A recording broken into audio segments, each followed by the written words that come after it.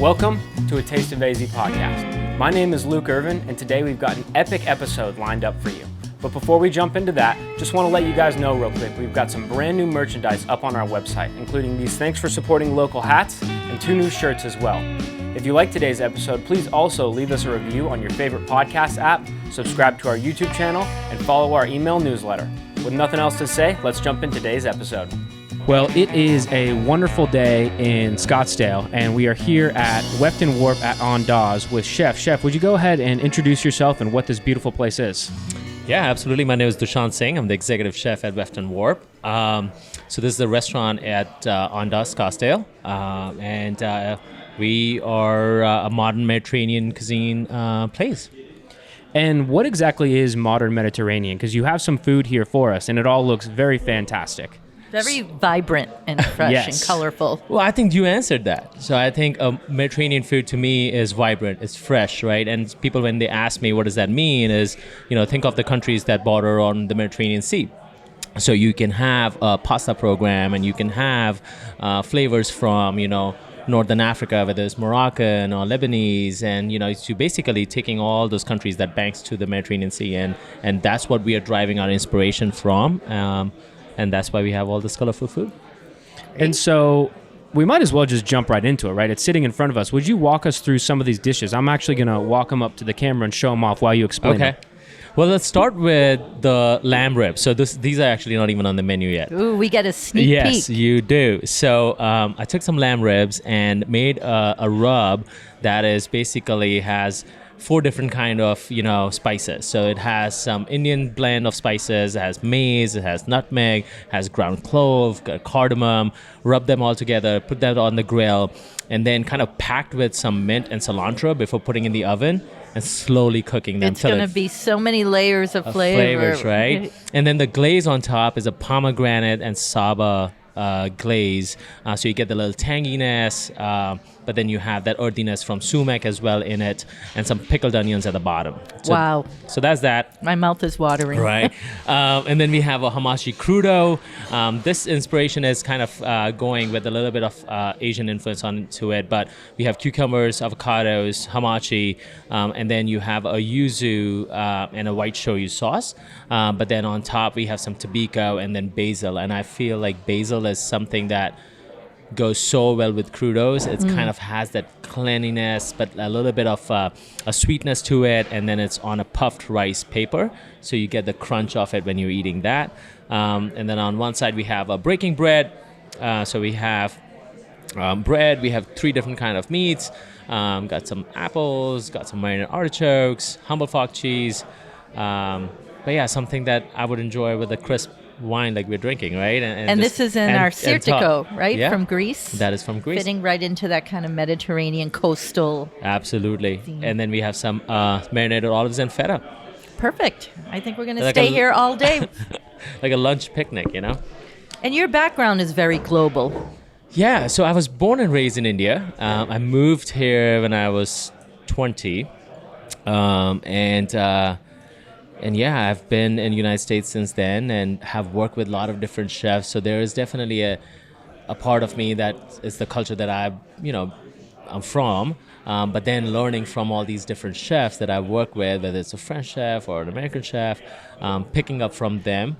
And I think some of it is also the travels that I've had, and then you pick up those, what do you eat and how people eat, and then you find one thing in your entire travel, you're like, okay, this is good.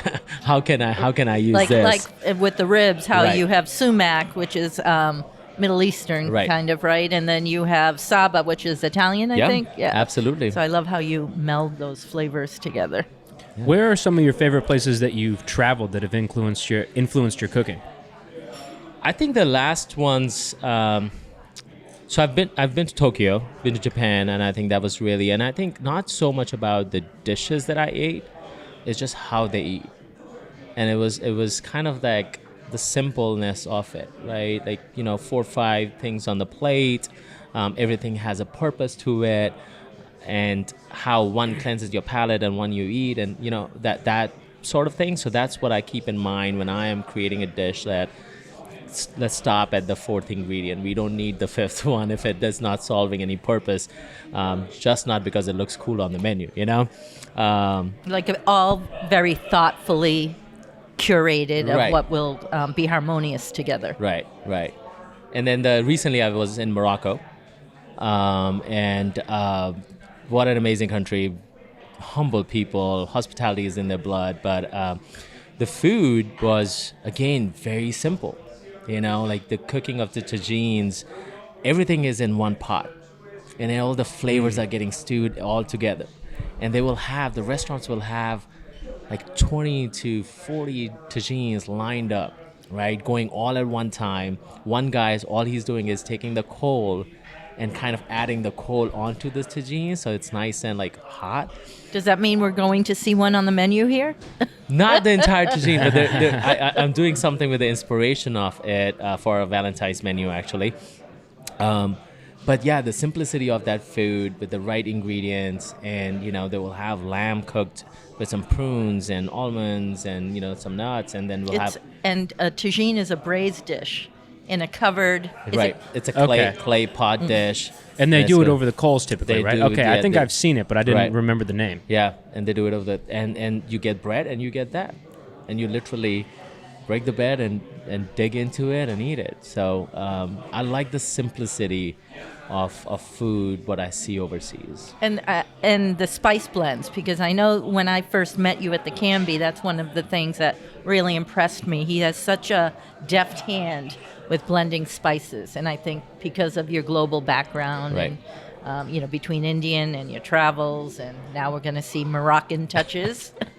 No, I think it's underused. I think spices. People are intimidated by spices. People don't know how much to put,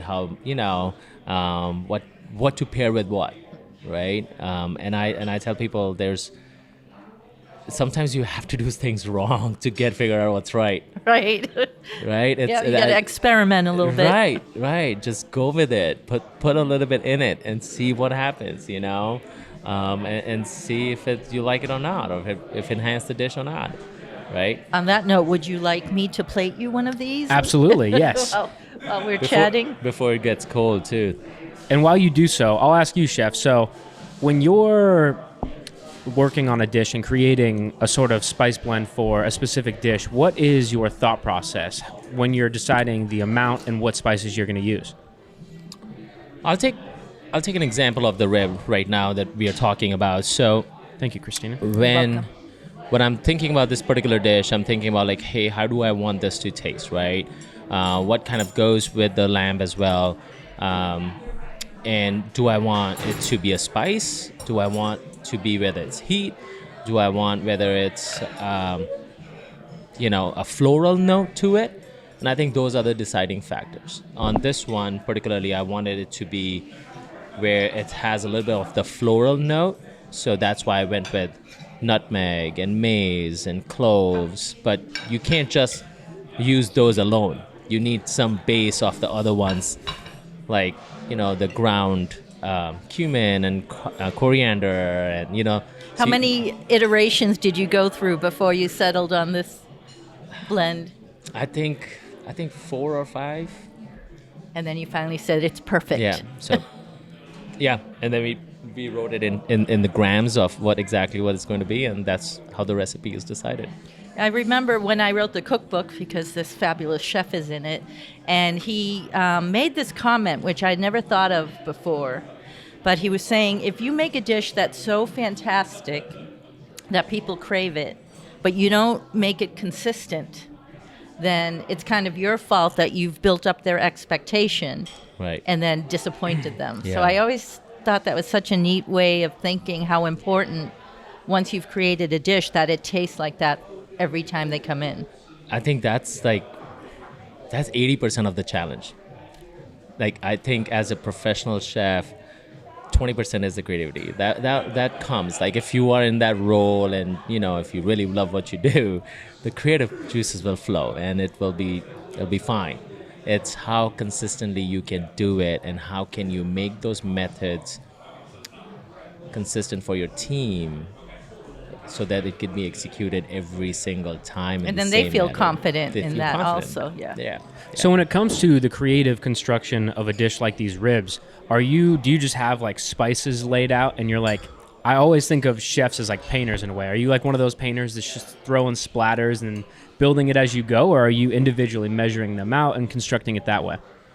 I literally stare at the spice rack for like 5 minutes. And sometimes I even daydreaming at those 5 minutes. I was like, what am I doing here? And then I start picking. And then I just randomly, you always, I love that you said something about a painter. And because that's an analogy I give a lot as well. That you know your basics. You know what colors goes good together and what to combine to create a color. Sure. So as a chef, you already have a basic knowledge of what you want to do. And after that it's literally measuring. So I'll if I do something, then I will say, okay, now this is now where I want to be. With spices, the only thing I do is I smell it. I smell my spice blend, and then I'm like, okay, am I there or not? That's because you can't eat a spice, blend. Oh, right. It would kind of deaden your palate, I would think, after a it's while. going to be like a sand. You can't eat it. So it's the I'm ashamed nose. to admit that I have eaten spice blends before. Oh, sure. But mostly it's the nose. So you just keeping that nose and you're training that nose like, okay, am I there yet? Am I there now? And then you kind of, pick and choose and that's where you go. And then you keep measuring exactly like how much you're putting for the consistent part. Like that doesn't happen on the first go is like you wing it. And then you like, okay, these are the 10 things that I use. It could be any recipe, not just spices. I was like, these are the 10 things I use. And then you start to like, okay, I did those 10 things. Now it's time to write those 10 things. And then it starts to define those 10, Do you have any blends that you've been using throughout your career that you did early on and it's become a signature or a staple, or even at home? Because I've had delicious dishes at his home too. Yes. I'm a little jealous. Yes. Actually, Well, it was a jealous. pop-up actually and open to the public, so Oh, really? Yeah. Okay. we'll have to see if We he's have to going do that again. Yeah. That was so much fun. I know Subhash is busy too. I think everybody, but I really want to do that one again. He paired up with Subhash. Do you know him? He does Momo. Yeah, he's doing actually momos he has a food truck, Mr. Momo, does pop-ups, and he's actually going to be in Super Bowl. Oh, really? Oh, wow, that's great. Yeah, he has a spot. That's fantastic. I So he remember does seeing you post Nepalese pictures food. of that. So we had this amazing Indian and Nepalese course dinner, and BYOB, which Right. was also very nice. Yeah. But it was In my house. unbelievable. In his house. So we had dishes that were from family traditions, and Right. it was pretty spectacular. Yeah. I think that's a wonderful segue to ask you to bring us kind of to your upbringing. Tell us about were you growing up in the kitchen? What was the food like? What was the culture you were surrounded by?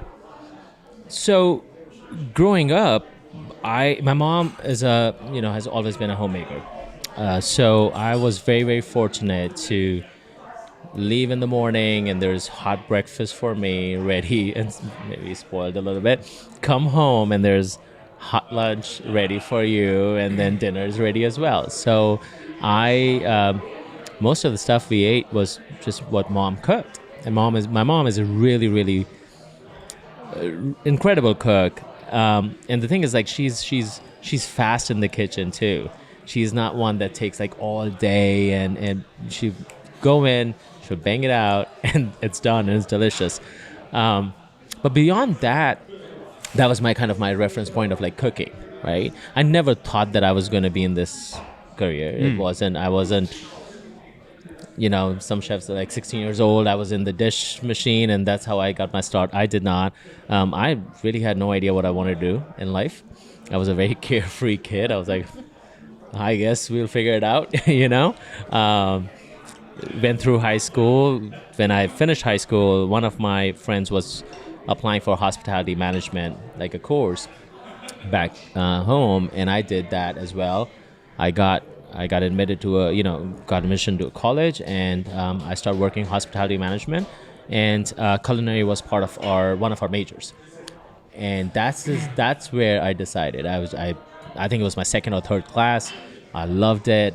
I loved everything about a kitchen. I loved the kind of like the chefs had that outlaw mentality, like a little bit rebellious, you know. And a 17-year-old, you have something that is like a little rebellious, a little, you know, you get attracted to that. Right. And I was like, this is cool. This is what I want to do. And that's it. That's where my start was. And I never changed. I just keep continuing. I came to US and I, went to CIA to get education there because it was different here.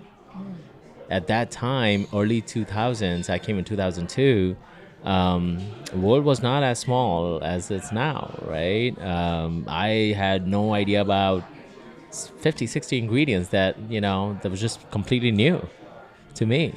So it was hard to get used to that. Like, what is this ingredient? My chef used to tell me to go to the produce cooler and grab something, and I would have no idea. like jalapenos. So you had to learn on the fly. Yeah. Did you ask people, or did you just pretend you knew what it was? Both sometimes. Like jalapenos. Like, I didn't know what jalapeno was, and my chef was like, "What do you mean? You guys use this all the time?" I was like, We don't call it "We that. don't call it that, right?" And as I said, the world was just not, right now you can see everything on TikTok, and everybody's doing, it's a whole different world. I actually went to grocery stores and just walked down the aisles just to familiarize myself. That's really interesting. That's another thing I've never thought about. When you've, established cooking as your career in another country, and then to come over here, you don't have a book where you're studying, Sure. The different words for every ingredient. Right. It's like, it's pretty straightforward, but it's kind of the best way to immerse yourself into a culture's food. Because if you go to an Asian market versus like a Latin market or, your regular American supermarket, the things that they have on the shelves are very different, but then you can also see kind of the way the cultures intertwine with simple things like soy sauce or spice blends for certain cultures being on the shelves. No, absolutely. Absolutely. And to this date, that has not, it's still ingrained in me. So when we were working on the Mediterranean kind of the menu, and especially going into the Middle Eastern one, and because Morocco is the only country, and it was recent that I've been to, I went to the Mediterranean market in Phoenix, and I would just do the same thing. I would walk the aisles, and I would pick spices up, and I was like, okay, what is this? And and then you encounter there was that I love now to use. It's a dried lemon, like preserved lemon, but it's been dried out and then into a powder. Oh my, put that on. I don't think I've ever cooked with that. So it must be really briny, tangy. It's briny, it's tangy, it's dark brown, and it is delicious. And you put that on something, the acid that it pops, but it has like a fermented kind of a taste, like not a bad one. Like, I don't want to make it sound, it's funky, like a funky smell, but no, it's just kind of probably rich, like a rich. Yes, and it's delicious. And you put that on vegetables, and it's just like, put that on carrots, and if the carrots are really nice and sweet, are you taking note for the next time you make dinner at home? Because I am. But you're right. Like, these are the things that I would have never. Like, I was literally walking the aisle. I was like, okay, I want to, whatever I don't know, I want to pick it up.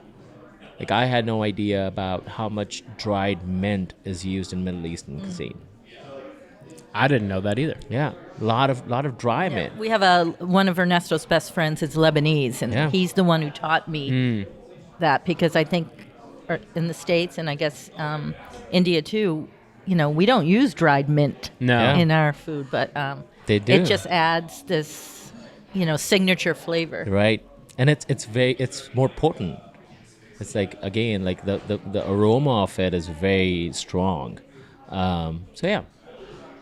So you mentioned that your mom was always cooking meals for you, and then that kind of transitioned into you coming to the United States. What types of food were you eating at a young age before you had come to the U.S.? The only foods that we would eat at home was Indian food, right? Mom's cooking. And then whenever we are going out to eat, I don't know how much you guys know this, but India has its own version of Indian Chinese food. Oh, really? Okay, yeah.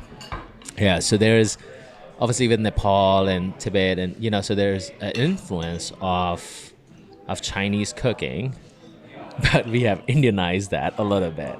So that I still love it. I still crave it. It's a cuisine on So, like, tell us a dish that would represent that. like, so they will have noodles, but it will be just has a different taste to it, right?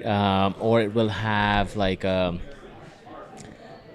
I want to say like a version of, not like a kung pao chicken kind of version, but it's gonna be its own, like has its own different flavor profile. That sounds really good, though. Like, Yeah. kung pao married Indian flavors. Yeah, and- there's actually a couple of restaurants in, like, Indo-Chinese is a thing. Indo-Chinese cuisine is a Right. full-blown thing. There's in New Jersey, there's like a couple of restaurants just dedicated on that. Yeah, yeah. Is New Jersey strong with like Indian and Chinese, Asian in general culture? Indian for sure. Yeah, I'm sure it's very diverse, but there's a huge Indian population. So anytime you have, like, you know, those things that you miss at home, so to speak, right? The first places that would pop up would be, you know, Jersey or a Bay Area, wherever there's a higher concentration.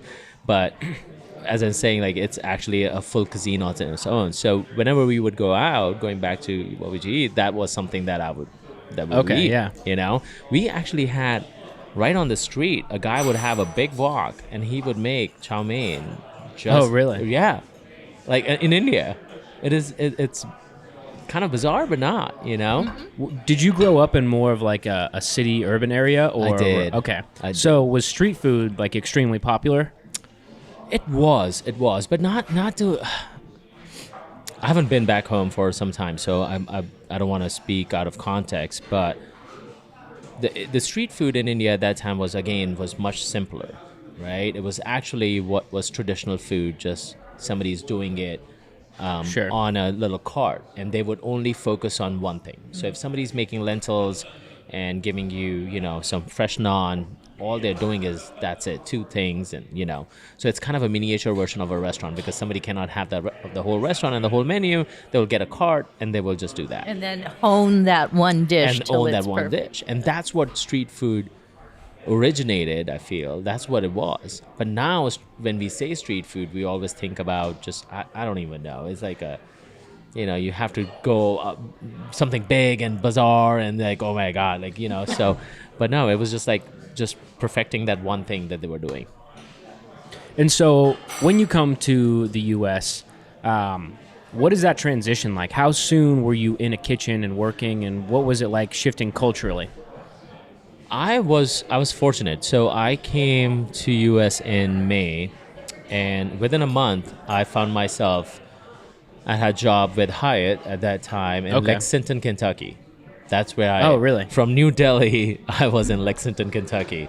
Talk about a culture shock. Yeah. I think I have that quote in the book too. Yeah. Yeah, it was pretty big. Couldn't understand a couple people in the kitchen we literally had sign language. Especially with that accent, yeah. you know, the with the Kentucky southern, accent. yeah, with the southern accent. And they were probably thinking the same thing about you. Oh yeah. now, yeah. Oh yeah. Oh yeah. They were like, "Where is this guy coming from?" Bonded in that though, right? You guys are all just trying to understand each other. And there were some slangs, like my chef will say. I still remember one of them is like, he would say, you know, "Are you caught up?"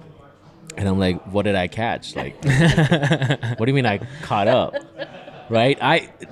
To me, it did not make any sense. Yeah, when you think of it in the literal sense, I you was were like, caught, what did I catch? Like, what are you talking about? And he would just stare at me, and he was like, "Are you done?"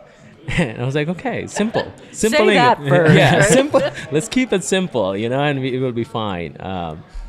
But no, I found that job, and I did that for 10 months. But then I decided to go to school. Okay.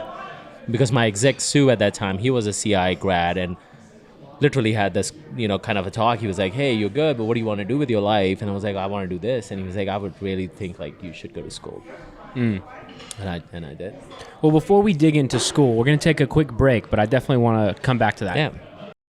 Real quick message for you guys. If you guys are enjoying today's episode, please leave us a review on your favorite podcast app and subscribe to our YouTube channel. Also, if you haven't already, make sure you subscribe to our email newsletter for all of the cool spots to eat and drink around town, as well as upcoming events and fun stuff like that. Also, we've got some brand new merch on our website, including these "Thanks for Supporting Local" hats and 2 brand new t-shirts. So make sure to check out our website for more. Now back to the podcast. before the break, we were talking about school. Right. And I'm going to kick it back to that so Christina and I can steal a few more bites of the food while you go ahead and explain Which what we that were was like. discussing during the break is unbelievable. Thank you. I mean, thank you. We were like maniacs, cutting off as much as we could in the limited break, time we let's had. dive in. And Hey, I think you were saying the ribs, even you think are so good, you could do a food truck with them? Is that what you No, said? no. Oh. After looking at your expression, I was like, maybe I should do a food truck. Oh. Yeah. Yeah. Those But are no, there's spectacular. nothing more like the reason we cook. When I say we, I'm speaking of the whole chef fraternity. Is the pleasure of seeing in someone's face when they eat their food, your food, right? It's the instant gratification that you get of making someone's day. So thank you for enjoying my food. And for people who come in to get that, I love how you said to make sure you eat it with the pickled onions, Right. because that bite together with the rich meat is stellar. It's balance. Yeah. So, yeah, tell us about school and then where that goes after there. So, I don't know how many chefs have this opinion about schools, but I am a big advocate of it. I am not a guy who tells young culinarians to don't go to school and it's waste of money and I can teach you everything else. Because if somebody would have told me and I would have listened to them, I probably wouldn't be here, you know. And I think it's important. I think it's important to get some basics in you and understand. And I think what it does is it's, especially the times that I was coming out, it was a very competitive field, right? In early 2005, 6, Food Networks was huge. It was just coming aboard, right? Everybody was going to culinary school, and there will be lines and resumes on top chefs' desk, like they will have people. So if you didn't have a strong understanding how to hold yourself in a kitchen, in the sense of like, can you hold your station down? Can you be at the same speed as the other guys? And you had no chance. So it's kind of was a survival thing, right? And school gave that to me. It gave me enough confidence to be like, no, I know my stuff. I can do it. If this guy can do it, I can do it. And, you know, pretty soon it was like, if this guy can do it, I can do it, and my shoes are going to be cleaner, you know? So it's just, you build off onto that. And I think that's what it did for me. And as we talked about coming from a different country altogether, school was important for me to kind of have that understanding and be able to learn those ingredients and different seafood. Like I grew up like one style of fish dish my entire life. You know, it's like the fish curry mom made, and that's it. You know, the first time I ate salmon was in U.S. I never had salmon back home. There's no salmon. Might be now. I'm sure there is now, but back then there was nothing. Or if there was, it was just way too expensive for you to try. Yeah, it would have been an exotic ingredient, I would think. Right. Caviar, I had no idea.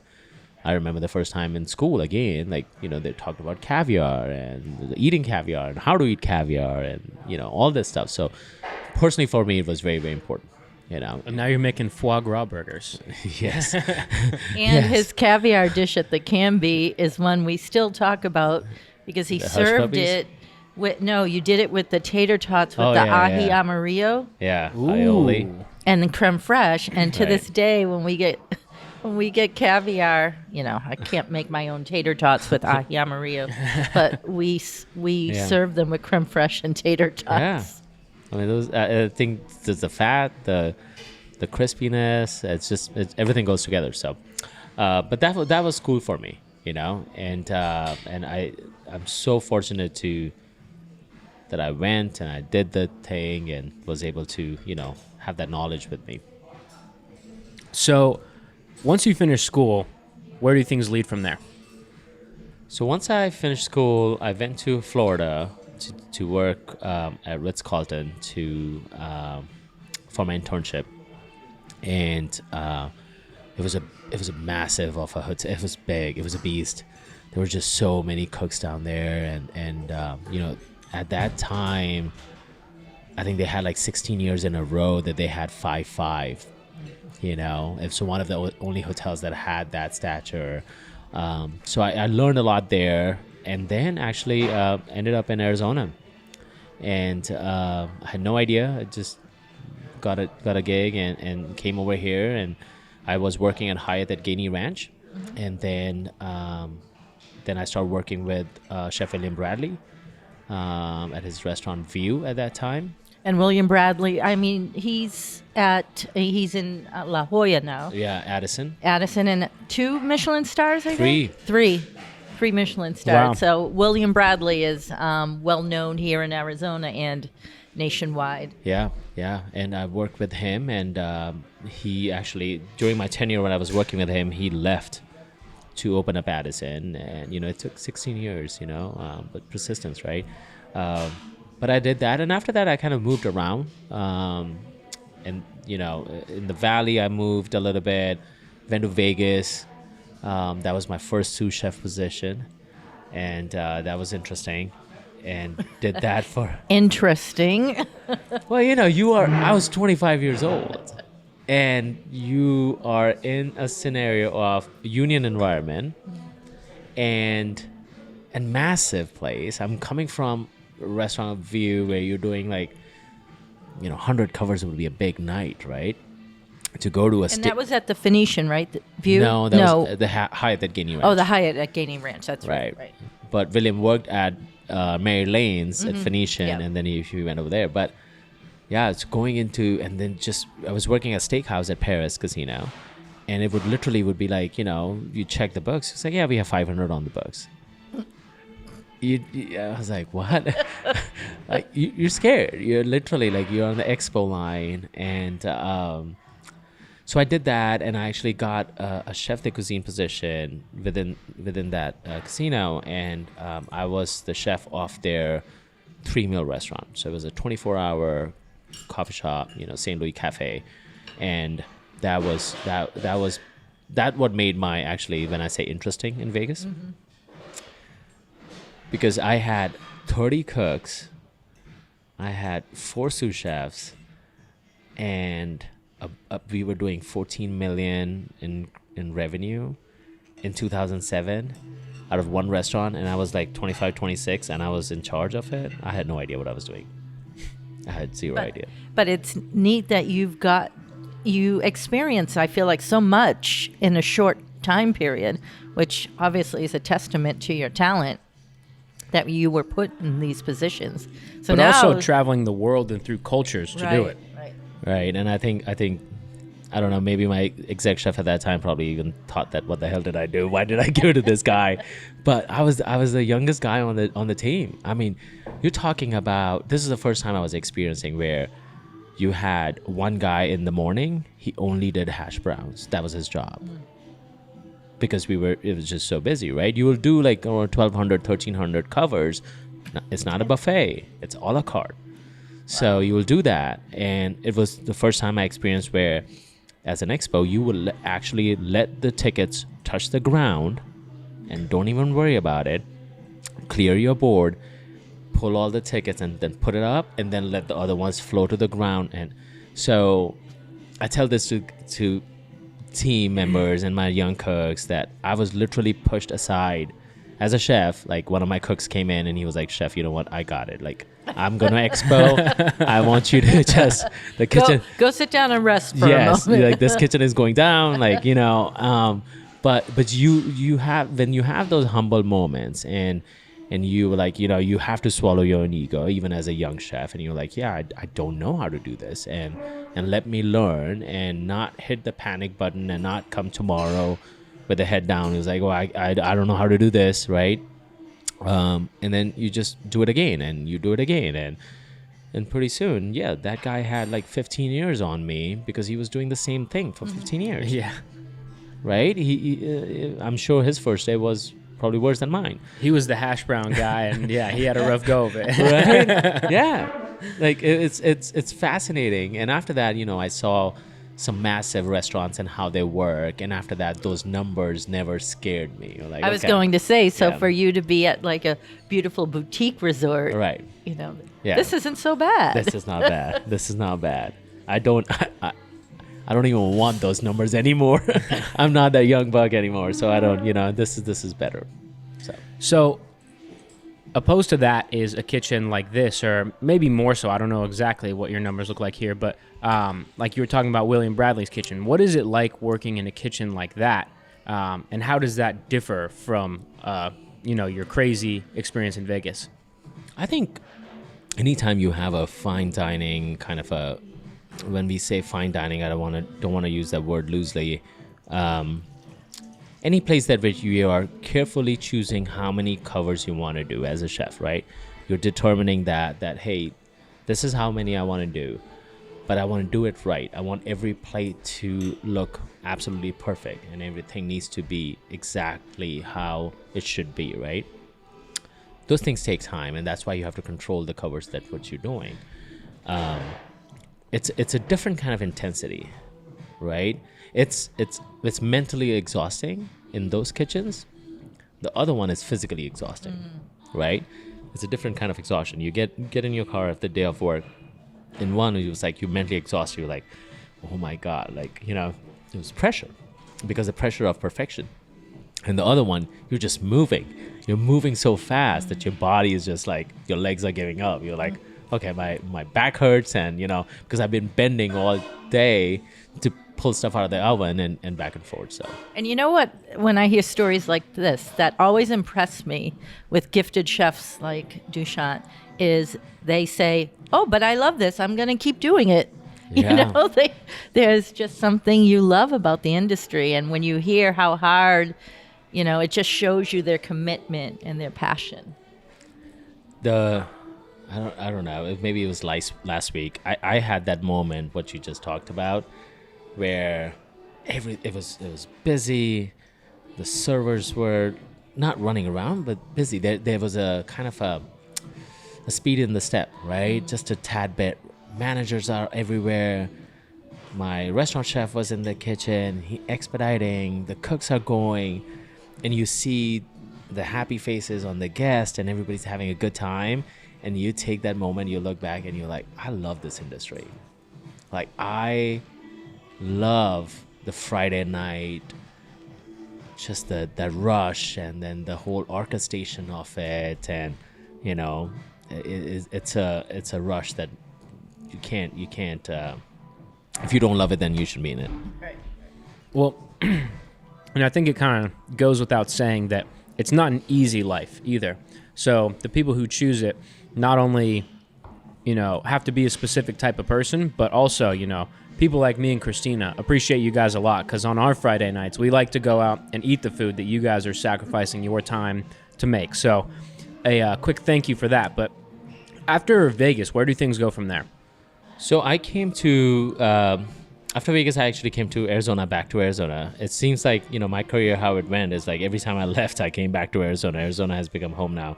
So I came back. I was working at at Wigwam. I don't know if, at Wigwam at Fishfield. And I worked there till... That's where I met Chef Richard Hinojosa of Crujiente. Was at the Wigwam. Yeah. So I worked in that kitchen, and I was actually chef de cuisine of one of their restaurants. Then, long story short, 2008 happened with the recession and all that stuff. And I moved to California, Palm Springs, for a year. And I didn't want to move at that time, and just had to. I had nobody was hiring, and it was kind of rough. So moved there, and then came an opportunity to come back to work at Sheraton Wild Horse Pass with Chef Michael O'Dowd at that time. And I came back and worked with him as his executive sous, and then went to Chicago as my first executive chef position. So I stayed in Chicago for 3 years. Way too cold. Loved that city, but way too cold. It was hard to go from Arizona. Had no idea about layering. Had no idea about what clothes I need. It was rough. But I still stuck around for 3 years. I just wanted to have the right opportunity, and then. Again, as I said, it always happened to come back in Arizona, but in 2015, I think, I came back to open up Canby. That's where we met. Yeah. Was the Canby. Yeah. It's been and some we've time. been friends ever since. I know. 2015. Yeah. And when you come back to Arizona, where are you at your point in that career? What are you looking for to do in the kitchen? So when I was in Chicago, I was excited to take my first like exec chef position, but it was a very it was like business hotel, right? There was no restaurant to it. There was no kind of like, creativity, and no knock on it. It's just what it is, right? The clientele was more about, banquets and business, and we had some social events, but it was all into the event space. And it was a great experience to do that. But after that, I was craving. I was like, you know what? I didn't know if I wanted to go into, because my role was a chef and B role, right? Director of food and beverage and the exec chef. So I was kind of debating. I was like, do I want to go into just, director of food and beverage role and then just keep going that way and kind of leave the kitchen behind and progress my career that way, or should I go where there is some still opportunity for? So when Canby opened up, I thought like, you know what, I should do that. All right, like have an opportunity of where I have the creativity and I have an opportunity to just kind of like put a stamp on something from start. So that's why I took that opportunity, So. And now knowing you for so many years, I loved how you were able, like that felt very you.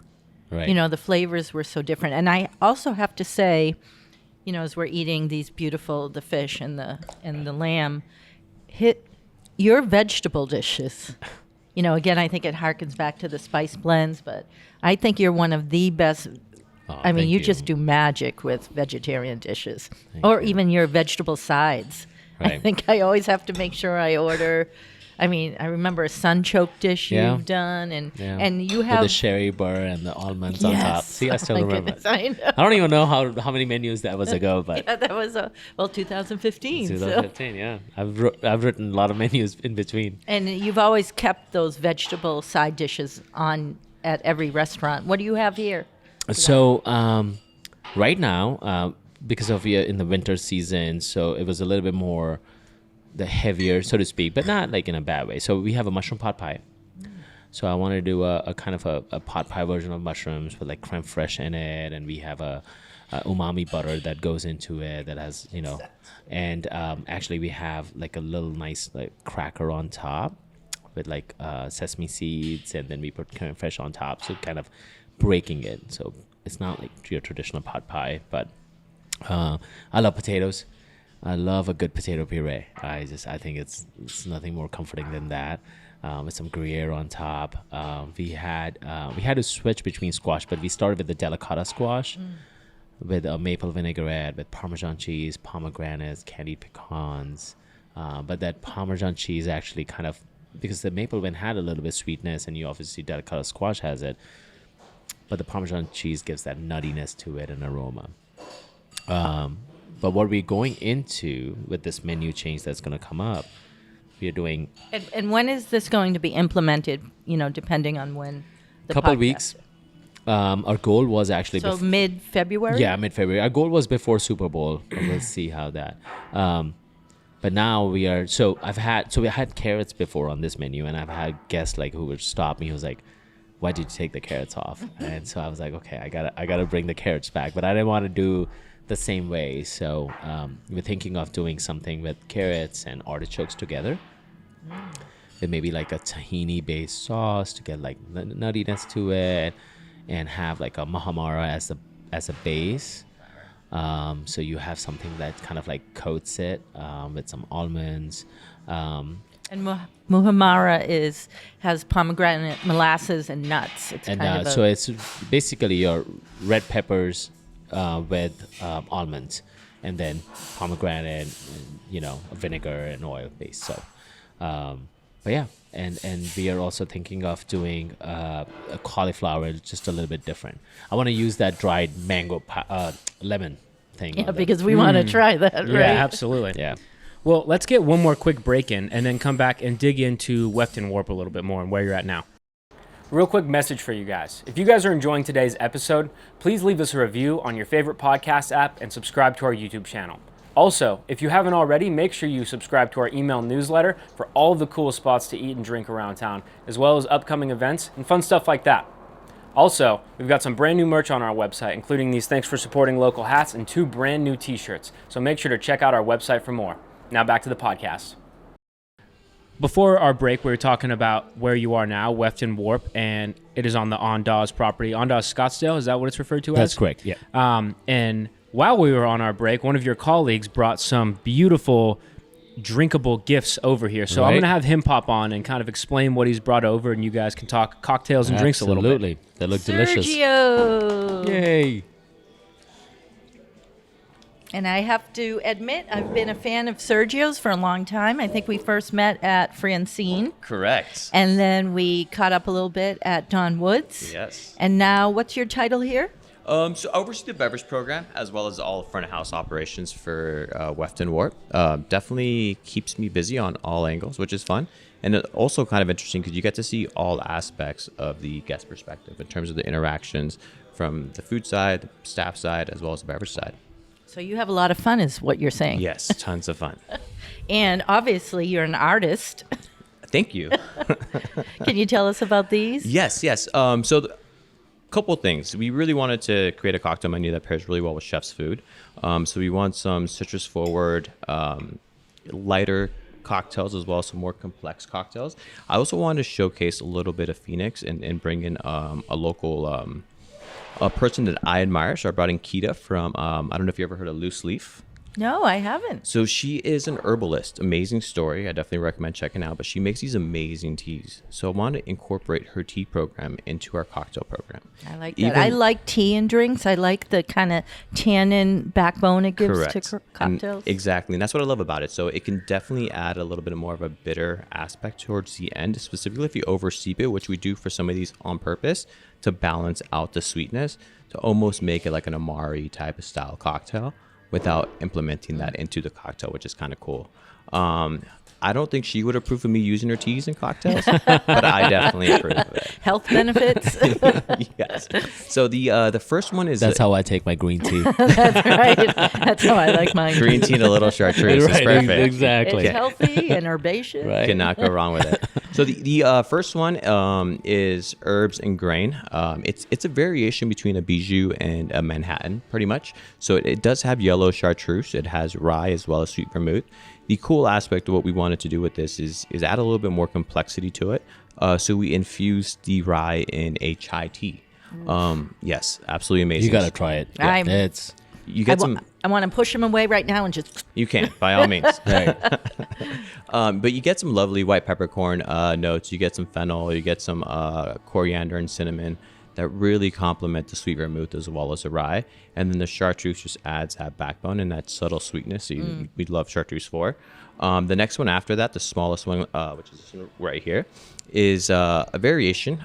We oversteeped vodka in very heavy crema Earl Grey. And the reason why is you do want that tannin structure behind it. It is a little bit more of a tropical cocktail. So it's just more so for the Scottsdale crowd that's still going to have a little fun. They can drink 4 or 5 of these without a problem. Sit on this sunny patio right Yes. now and have one of those. Exactly. But we also didn't want to make it where it's overwhelmingly sweet. And then the last one, which is probably my personal favorite, is a variation of 2 agave spirits, tequila and mezcal, which I hold very dearly and closely And to my I know heart. you're a mezcal fan. No, I do. Yes, and then I love drinking, and don't ask me much about it. That's where just I'm at. give me good stuff. Just give me good stuff. That's it. and then it just has a little Rimamato, which is one of my favorite aperitivos. After that, celery bitters. I think that just adds a nice little herbaceousness to it, as well as a subtle sweetness. And then a blood orange pomegranate grenadine. And can we talk about this garnish game? As we mentioned I like to earlier? go over the top. I think one of my biggest things is people see with their eyes before It's first true, and though. foremost. And number one, I do modify the steps in each cocktail so we can focus on presentation. Not only that, glass is super important. Most people don't realize this, but the rim of the glass, which you see our wine glasses, we spend a fortune on them, and we do it for good reason because we want, if guests You is don't gonna want that big, thick lip on the Correct. glass. We want the aeration that you would get from a glass, and that does matter, and it makes a big difference. So everything every detail matters, from the ice that we use to the glass to the spirits that we use to conceptualize. Yeah, because this is what the shape of the ice cube alone. It's a is diamond. It's a diamond. Yeah. shaped like a diamond. And you also chose our wines today. I did. So our wine program is focused on grower producers and small families and people that love what they do. They do take a hands-off approach and let the grapes often speak for themselves. But also it's kind of great because they can oversee the entire production as opposed to larger production wines. So it takes a lot of effort, a lot of tasting, which is terrible. But it's something that I enjoy. And luckily we have a really good relationship with our distributors that allow us for them to bring us some gems. Like it was funny. I just met with someone today. He's like, you're the only location in Scottsdale that would ever even consider bringing this on. And you're like, I'll take that compliment.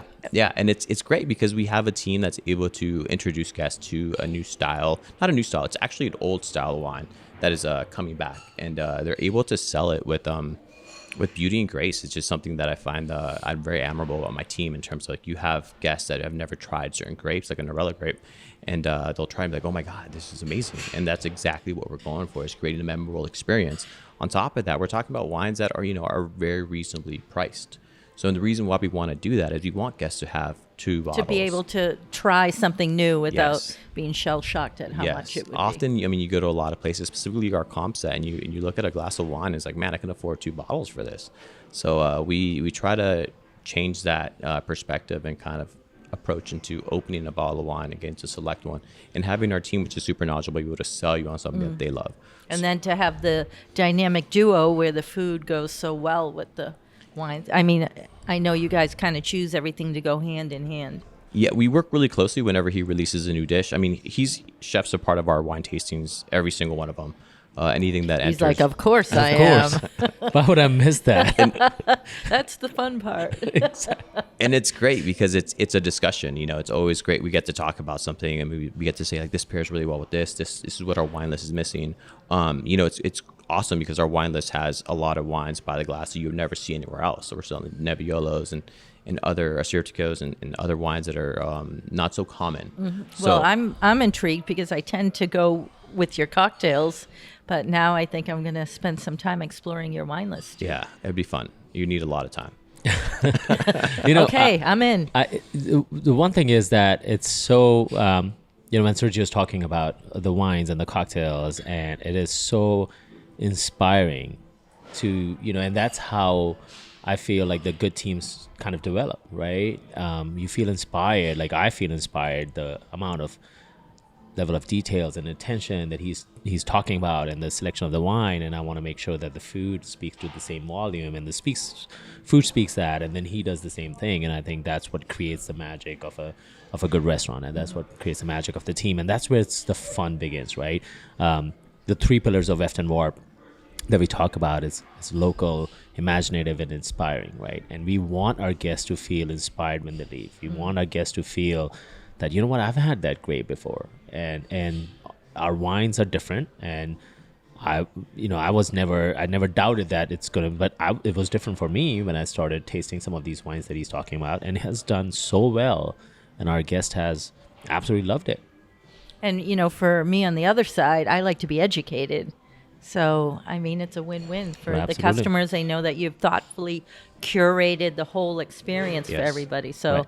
I don't know how they can lose. No, it's really good, and if we want them to feel that almost energetic when you leave. When you go to a place and you look at the art, you look at the wine list, you look at the food, and you're like, God, that was so good, right? Yep. You feeling inspired almost that something was And that's magical true. about it. And not just because I'm big fans of you, but that is literally how we feel when we leave here. Oh, thank and I you. know one of my friends was here the other night. She said it was so busy, but She didn't. But say she felt that way when she left. That's so. awesome. That's awesome. It's amazing. Our team does a really good job. And it all starts with pre-shift. I mean, every pre-shift, we culinary and the front of house sit together, and we'll taste food, we'll drink wine, and we'll discuss, the product that we're serving our guests. And the more knowledge we obtain on a regular basis, the better we're able to serve our guests.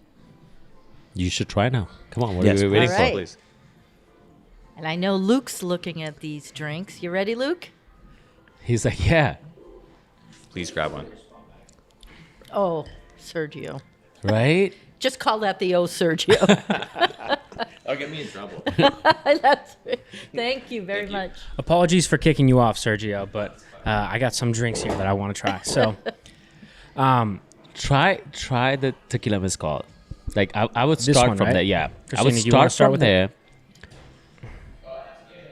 and then I would go to the passion I fruit. like and that then, he has the celery bitters in Yeah. it too. Which, Dude, I know I'm gonna sound. it evolves over time. I had to take a second and let it all.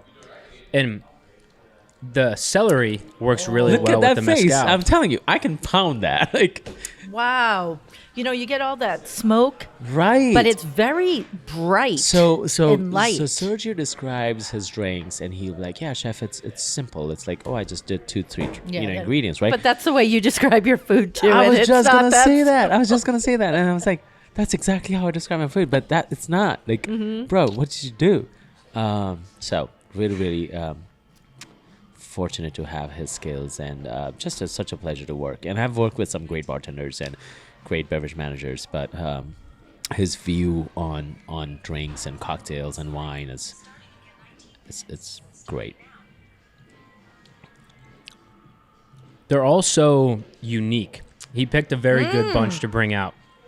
But Ooh. but That is delicious, too. none of them is that you can't order a second one, right? Like Right. you're like, Sure. is it too strong, or is it too bitter, or is it too sweet? So that's the same Yeah, thing even about this one, which looks very brown spirit forward, and what do you say, bijou, and right.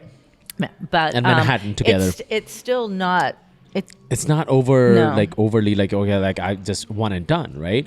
Same thing with food. Like when we taste food, and I tell my team the same thing, that think about somebody you're tasting it, whether it's salt, whether it's acid, whether it's fat. Somebody has to finish that entire dish, right? And somebody wants to come back for the second bite. It shouldn't be like one bite. You're tasting with one spoon, and that's it. But somebody has to finish, right? So same thing with the drinks. Like you want to go back to it because it's refreshing, and it's almost like tingles your taste buds, and you're like, I want more. Well, that's why I was saying it's hard for me because when I come here, I tend to just order the cocktails. But now I'll know I also need to, try But now explore you just the need wines to more. come and More often. and then have a room so you can just go Yes, and sleep. Yes, For and the yes. sure food coma that is Right, going to follow. 'Cause exactly. Well, I will be everything. working with you guys Yes. this year, which I'm super excited about as kind of a brand ambassador and Yeah. showing more of these behind the scenes things. So I'm sure, Luke, we might have to do a double date staycation, you and Oh, Paige absolutely. and me and Ernesto. But speaking of behind the scenes, a couple things I want to make sure we include. One is your amazing pastry chef, Uh-huh. and the other is your amazing pasta skills. Right. So, should we do pasta first and then dessert? Sure, yeah. I mean, I feel like we've talked so much about your rich history that we Right. haven't dug into this property. So just kind of start breaking down what is available here on your menu and even outside of the kitchen a little bit, if you could. So let's talk about the pasta, right? And it's when I took over this restaurant and I wanted to do a pasta program, and I did had a little hesitation because I was like, all right, it's gonna have all these pastas and it's gonna have an Indian name as a chef at the bottom. Like, how does that resonate? Like, okay, you're gonna get bolognese and Dushyant Singh is gonna cook they your gonna trust bolognese. me? Exactly, right? So to overcome that, I wanted to make sure that it's done right, right? So whether it's from selecting our semolina that we are buying, whether our recipe that we have for the extruder or for the hand pastas, like I wanted everything to be like kind of like just detailed, that like, okay, this is what we're gonna do. And I love a good pasta dish. I think besides Indian food, there's nothing that comes closest to a good pasta. And for me, a good pasta is cooked right. It could be just butter noodles. It could be literally butter, some herbs, Parmesan, salt, pepper. That's it. Like I can live off on that. And I wanted to have simplicity approach into our pasta program, rather than just going, too crazy or stuff. So, whenever you're cooking pomodoro, I want to make sure that, we're cooking with the right tomatoes and we're cooking it the right way. And then, the right shape of the pasta that we're using. So right now we have a bucatini, that's with a pork sugo. So braised pork. Then we have an agnolotti that I think you tried with mushrooms. I've been dreaming about that ever since I tried it. And then, as often we can, we try to use the Haifa mushrooms and try to Shout get out those, to Brian, right?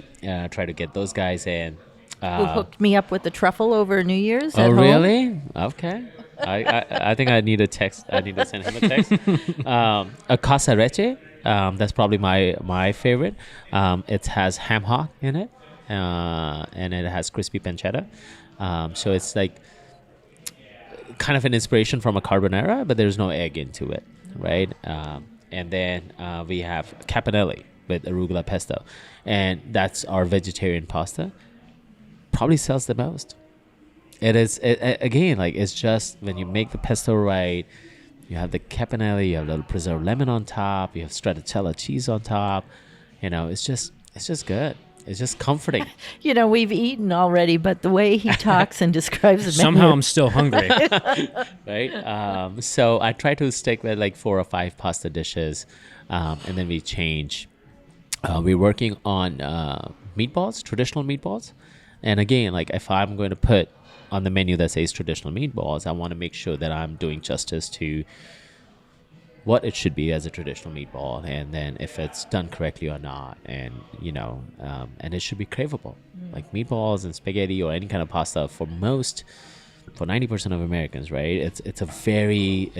They hold dear to it, right? So it's a daring thing to, like, yeah, I'll give you something close, and if you don't, that's where the disappointment comes in, right? It's hard to do things that people can relate to than something that's out of Yeah, I nothing. never thought of that. That's it. Because they have a memory sense to it. Absolutely. You're competing with the grandmas, you're competing with the moms, you're competing with the aunts. There's no way. And you're competing with the times in their life that was so dear of those moments, right? So it's a very, very you have to know where, how you're going about it. So but yeah, I'm really looking forward to that one. And then we're gonna change our agnolottis as well. You gotta go seasonal, Yeah, I think I better order those before I leave tonight, just Yeah. to make sure I get them one more time, right? Like I wanted to go more into, and I'm still working on this, and I'm just talking now. Like more like I want like a kale inside of the agnolotti. Like I want. Like I'm thinking about like more Actually, of that. Sounds delicious. Yeah, right. Too. Right. Like something like that, because I feel like a lot of menus either I see mushroom, like we Or have, meat. or like in Arizona you see a lot of corn based too, right? With the corn sauce because sweetness and summer, and agnolottis mostly are served with some kind of a butter sauce, right? And I was like, no, I want tomato base. Let's just change it up. Like, why do we need like we can have something different in it. Okay, we approve, right, Luke? We'll let him change the agnolotti. I mean, if you need to test some new recipes, we're here. Well, hey, you tried 2 of them already, and I might invite you again. Firm approval, yes, absolutely. So all of your pastas are made in-house, correct? That is correct. Yeah. What, I imagine it changes from variety of pasta to variety, but what are your kind of tips and tricks for making a really good pasta? So we do actually, kind of going on a little segue over here, we do pasta classes at Resort. So every Thursday at 2:00, we do pasta class, and mostly we do it for the Resort guests. But even if there's somebody who's from local wants to do it, they can always reach out to us. I've had that where we have booked. So like could like a bachelorette party I was book just going to it, say. or corporate. We had 10 bachelorette party, like group of ladies came in and they wanted a pasta class. We did it for them. And I love teaching them. Taste of AZ afternoon with pasta making. I think I'm just going to have to book a stay and come do a pasta class and then eat some. Right. You can do a pasta class, and after that you do a raise the glass where you learn how to make cocktails and you drink. It's Talk about an all-inclusive resort. Exactly. So when I teach people how to make pasta, I tell them that the biggest thing is the dough, right? And it's very, very simple. Here's the secret. 100 grams of flour to 1 egg. And you cannot go wrong, right? And do you use whole eggs, egg yolks, or mixed? Whole eggs. I understand there's a lot of Instagram videos with this brightest yellow dough in the world. leave those aside. It's fine. If you want to just use yolks, it's okay. Why waste the white? But if you take a double O flour or even all-purpose, if a double O would be better. And double O is like finer milled. The finer milled, the Italian flour. So basically 100 grams of flour to 1 whole egg, right? Couple drops of olive oil, and then you just knead the dough till it becomes a ball. Let it rest, and then make any shape you want. And it's Again, as simple as he's that. acting like it's easy. Yeah, right. I'm thinking like I might try and make some pasta tonight, and then I'm telling you, it's no, not. it's not going to be that smooth. Well, and it's also the texture of the moisture.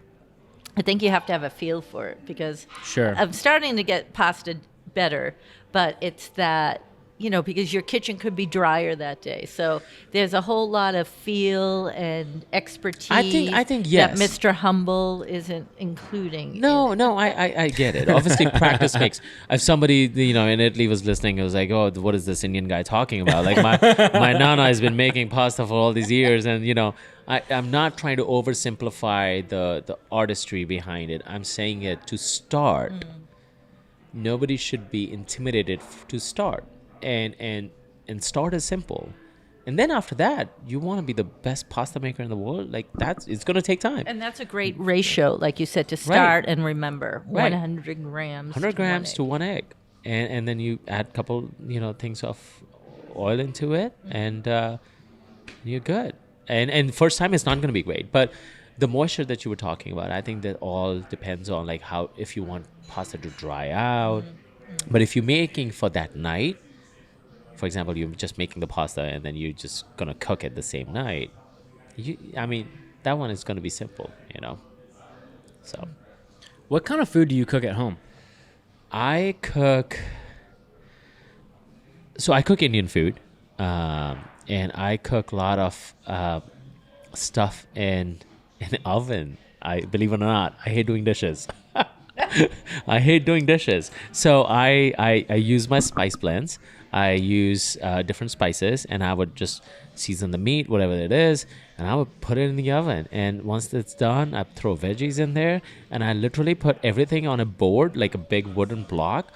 It will have a sauce, it will have the meat, it will have veggies, and everybody in the house go through from the board. Like, that's how we're cooking, Pretty brilliant to me. Yeah. It's like pure efficiency. That's something that only I feel like a chef would have reached the point of doing, is just the most smooth way of cooking and serving with minimal dishes. Yeah, and I don't know, this might sound fun. So I have an air fryer, but not like the one that has like the basket, but like a toaster oven and the air fryer together. Okay, yeah. Right? So when I'm cooking small, I love that stuff. Right? Again, I've put in pork chops without even searing them. Searing. Yeah. In a toaster oven. I don't know how many hearts am I breaking right now. Because it sizzles, I feel like it sears it a little bit. Yeah, because it's almost like a convection oven too. I need to get that brand from you for that air fryer toaster oven combo.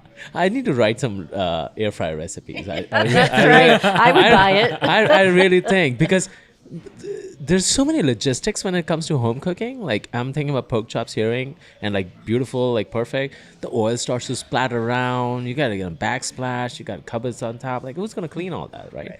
I got no time for that. Air fryer, baby. I think I would buy this book. Absolutely. Right? Not only just the recipes, How to keep but your kitchen clean and make chef-approved food. Right. You put it hot at the start. You get a nice sear. Turn it down. Cook it to like nice medium. Take it out.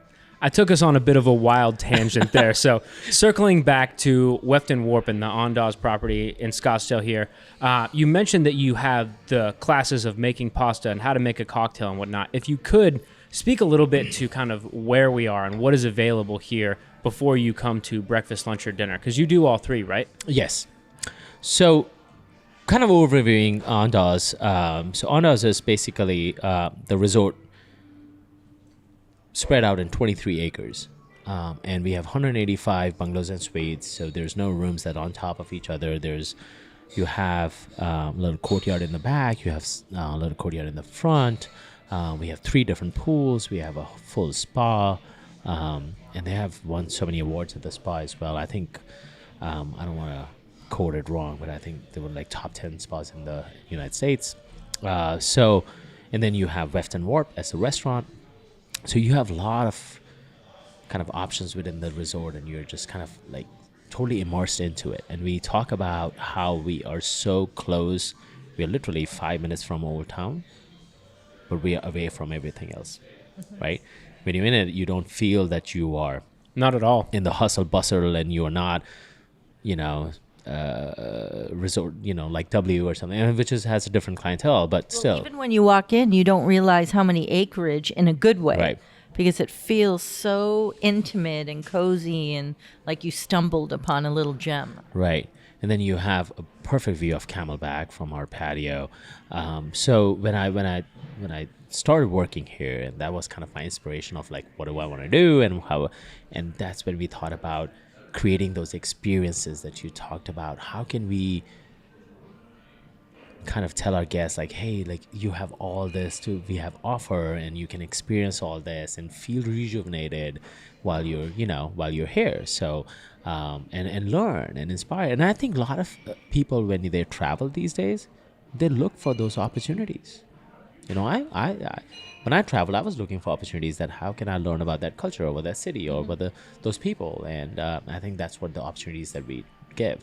So from pasta classes to raise your glass to meditation classes at the spa to aerial yogas to Chef Morgan does truffle making class with like some of the local ingredients. And So Chef Morgan is the pastry chef. Yes. Who I'm a huge fan of. Again, one of the reasons this resort, I just think you have such a trifecta. Right. And I actually met Morgan when she was at L'Auberge in Sedona. Okay. No. I met her when she was in Enchantment. Yeah. And then she Yeah. was at L'Auberge. Yeah.